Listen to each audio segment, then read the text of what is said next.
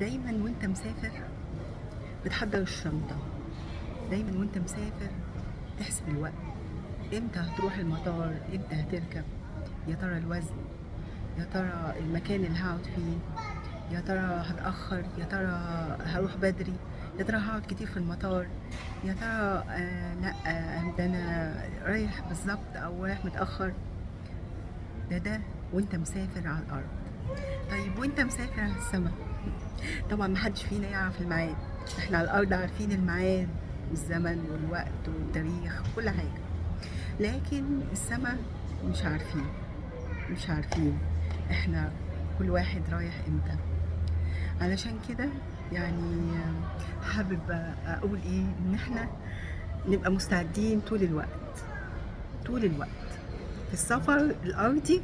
بنبقى مستعدين واحنا عارفين الميعاد والتاريخ والوقت والزمن، لكن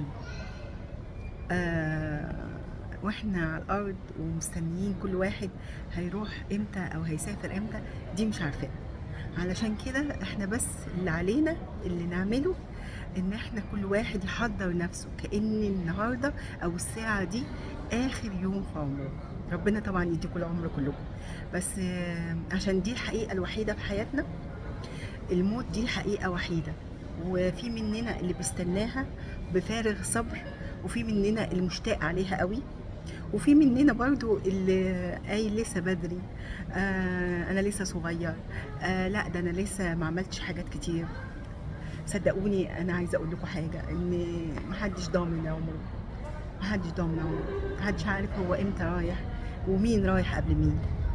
عشان كده خلينا مستعدين طول الوقت احنا مستعدين، وطول الوقت حاسين ان دي اخر لحظة، او طول الوقت حاسين ان ده اخر يوم.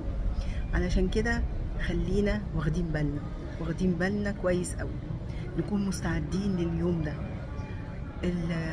ربنا يسوع المسيح بيقول لنا دايما كده، كونوا مستعدين. فخلينا دايما مستعدين يا رب، خلينا دايما مستعدين لليوم ده. يا رب خلينا نهيئ نفسنا لليوم ده. يا رب ما تخليناش يعني الايام والوقت يروح مننا ومش واخدين بالنا. خلينا دايما يا رب مستعدين. ربنا يديكم طول العمر ويحافظ عليكم.